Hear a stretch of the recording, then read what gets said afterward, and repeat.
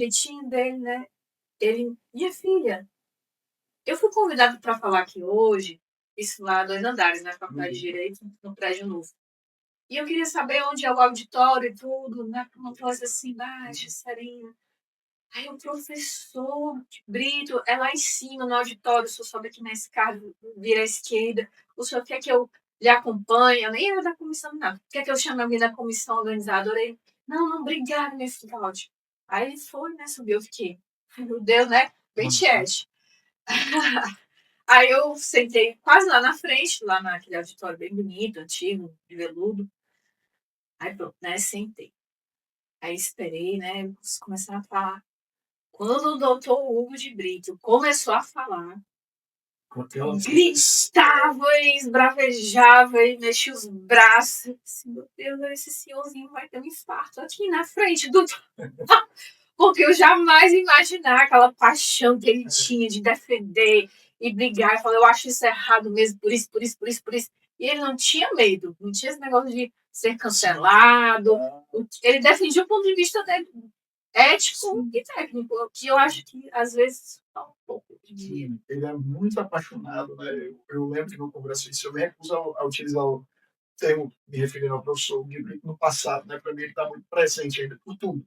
Pelos livros dele, principalmente pelas lembranças, como você falou dele. Fala debatendo na mesa, né? O físico está preocupado com dinheiro e nunca com direito, né? Uma frase dele muito clássica com relação a isso. Enfim, são boas lembranças. Eu acho que isso o Congresso traz também. Né? As palestras também são muito voltadas para a forma com que ele escrevia, para a forma com que ele pensava. A gente sempre dá uma pincelada nisso. E para mim, eu acho que o professor de Brito foi um dos primeiros a tornar o direito tributário palatável. Mas se você pega o livro dele, né, ele alterou algumas edições, mas sempre para tornar mais palatável. Se você pegar os livros clássicos, você não entendi quase nada. Tinha que voltar, via 3 palavras, tinha que voltar, né, ao começo para você tentar entender.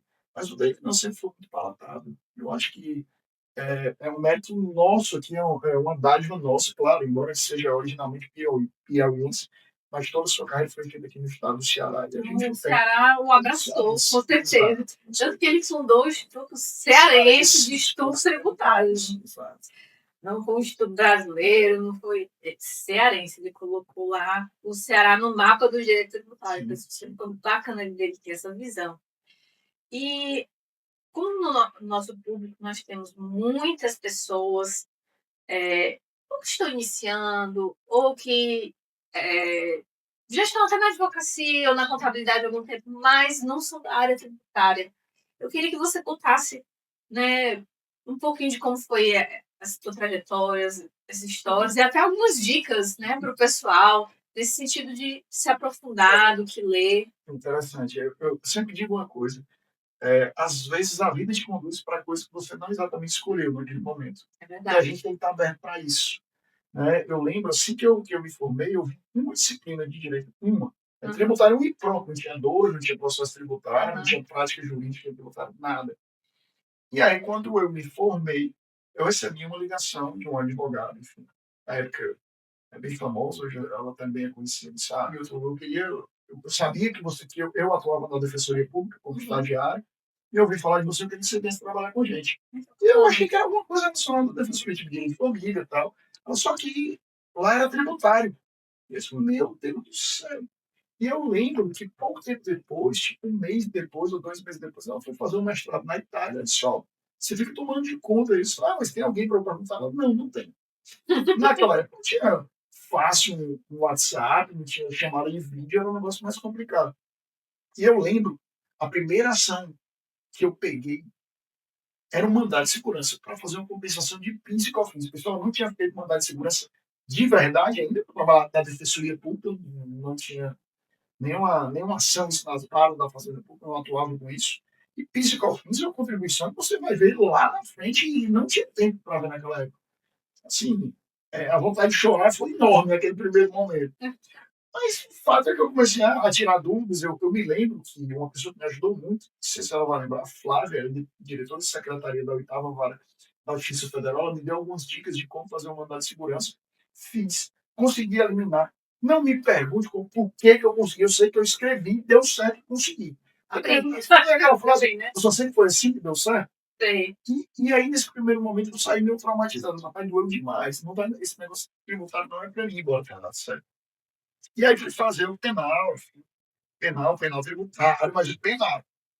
Quando eu recebi uma outra ligação, mas eu ouvi falar que você trabalhou com tributário, então, um grande amigo meu chamado Venâncio Freitas.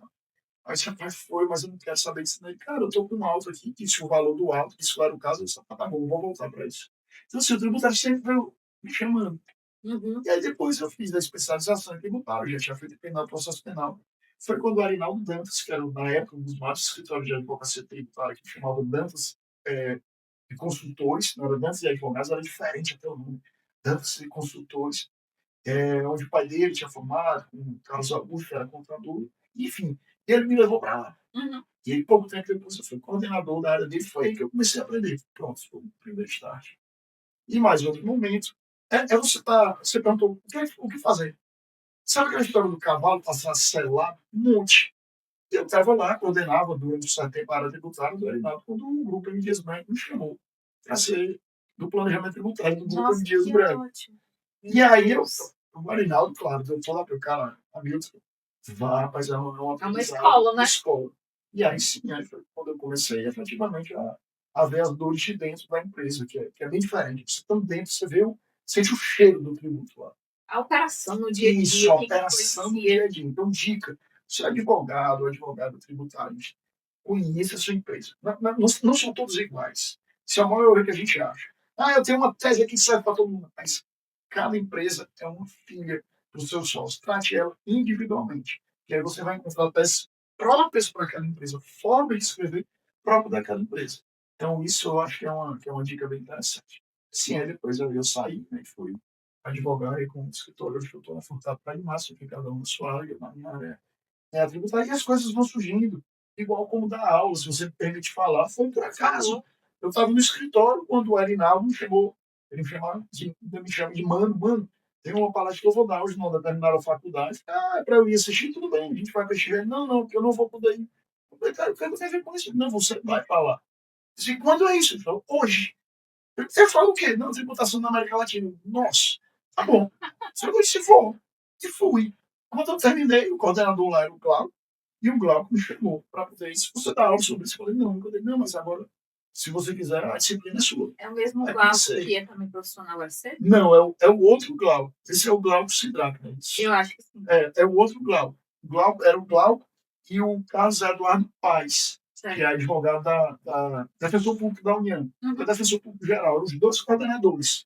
E aí os dois me chamaram. E aí eu comecei a dar aula de tributário. Isso foi em 2010. Pronto, depois daí não parei mais. E as coisas foram acontecendo. Esse negócio que você falou do cavalo selado, olha, é importante demais. Eu lembrei um pouquinho da minha própria história. O que aconteceu? Eu falei que eu sempre tive essa vontade, né, no direito tributário. Mas, meu, eu não consegui estagiar no tributário no canto nenhum. Para não dizer que eu não consegui em canto nenhum, eu tive uma rápida passagem pela execução fiscal da PGF e que eu percebi muito rapidamente que não era para mim. Ali, aquele setor, naquele momento. Os procuradores eram incríveis, as pessoas, mas o trabalho não era o que eu buscava. E eu tentei, bati em várias portas e negativo. E aí eu descobri que existia um tal de programa de trainee para essas empresas que fazem auditoria e tem uma área tributária lá dentro. Era desse jeito que eu sabia. Nesse nível superficial de conhecimento. E todo mundo falava que era muito difícil de passar, que era difícil, ninguém era aprovado. E aí eu já estava com a vida toda organizada para mudar para outro estado, para trabalhar já no escritório. Não era na área tributária, era como se fosse na área estratégica, civil, normal, contratos. E estava perto de me formar, estava ali no oitavo semestre. E em abril eu recebi um e-mail de uma seleção de trainee da Ernst Young, da UI. Eu, olha, é igual aquelas empresas, né? Sabia nem que era Big Four. E aí eu fui fazendo uma etapa, fui fazendo outra etapa, e passando. Quando foi na última etapa, que você tem uma entrevista com o sócio, eu disse, rapaz, Será? Eu acho que vai dar certo. E aí, e foi. E assim, ou seja, eu não fui aceita em. Deus tem essas coisas. Sim. Não fui aceita em nenhum escritório, mas numa consultoria internacional eu fui aceita. E foi aí que começou também para mim. E aí eu me agarrei nesse cavalo. Eu liguei pro meu noivo, meu marido, né? E falei assim: olha, vou mais não. Vamos reorganizar nossa vida. Eu preciso pelo menos de um ano aqui nessa empresa, porque eu passei. Como é que eu vou deixar na vida? Aí no final das contas foi o contrário. Aí ele voltou. E eu passei 7 anos. Que bacana. Aí sim é uma escola também, né? Aí é uma escola. Isso é interessante, Rafael, assim, para as pessoas às vezes pensam assim, determinado profissional chegou num ponto agora que está estabilizado. Na área do direito não tem isso.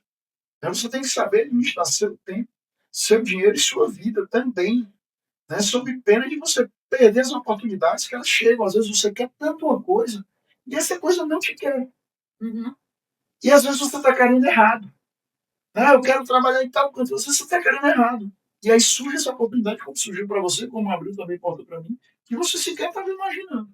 E foi uma oportunidade bem melhor do que talvez alguns escritores que perderam também de dar com você. Enfim, a gente nunca saberemos. Nunca vai saber o lado B das coisas. Das coisas. Mas eu queria aproveitar esse momento assim, de conversa, agradecer você ter vindo, aceitado o nosso convite.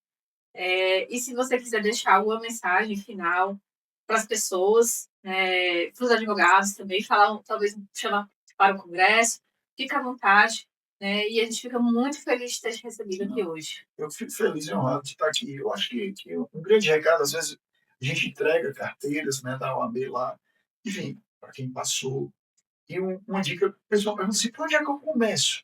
Mas por aqui. Pela OAB. Onde? Na comissão que mais te entrar, no centro tributário, vai para lá. Porque alguém vai te ver. Você vai ter a oportunidade de escrever. Você vai ter a oportunidade de estar com pessoas que foram servidores públicos e hoje advogam. Você vai ter a possibilidade de estar no Congresso, onde vai ter a cara do teu livro, vai estar no Congresso. Você vai ter a possibilidade de pessoas para discutir temas e teses que você não vai ter oportunidade no dia a dia. Enfim, são várias cabeças pensando e eu acho que junto a gente consegue chegar muito mais longe. Dores, elas vão existir, dores vão existir. Não pensar o Hamilton, o Rafael, ou quem quer que seja, chegando a determinado patamar que não tem dores. Tem dores. Mas eu acho que o nosso maior insumo dentro da advocacia são as pessoas. A gente trata com pessoas. Se você não sabe tratar com pessoas, você não sabe tratar com empresa. Se você não sabe tratar com pessoas, você não sabe tratar com números. Mas em suma é a pessoa. Ninguém nasceu tributarista. A gente nasceu gente. Depois que a gente virou tributarista, ou o que quer que seja. Então, sejam sobretudo gente. Pessoas tratam pessoas. Às vezes você vê no Instagram que só tem foto parece de escritório, parece loja de imóveis. Então, se você não tem essa explicação, quando você vê pessoa, você não. Então, peraí, vou parar para ouvir. Então, sejam pessoas, sobretudo, e com sentimento. Não pense em honorários em primeiro lugar. Mas claro, preciso. Mas pense em atender bem o cliente, que o resto, esse retorno vem. Tá bom? E sobretudo ético. Eu acho que o maior insumo que você tem é seu nome. Escutei de um ex-sócio meu que falava isso muito. O bem mais precioso que você tem na advocacia, no direito, é o seu nome. E é isso mesmo.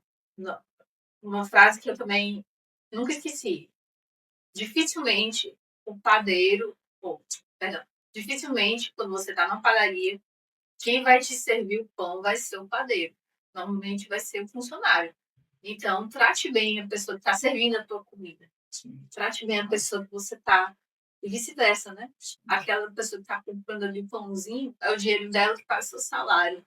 Então, essa questão da empatia, assim, nada contra os donos, pelo contrário. Mas é porque muitas vezes a gente não vê aquilo ali que está na base da pirâmide, que é onde tudo funciona. Quem que paga a maior parte de distribuição do país? Se não a população. As pessoas não acham isso. Acham que quem paga muito tributo é quem tem muito dinheiro. E é o contrário. Mas isso aí é papo para outro dia, pessoal. Obrigada e boa noite. Obrigado, Rafa. Boa noite.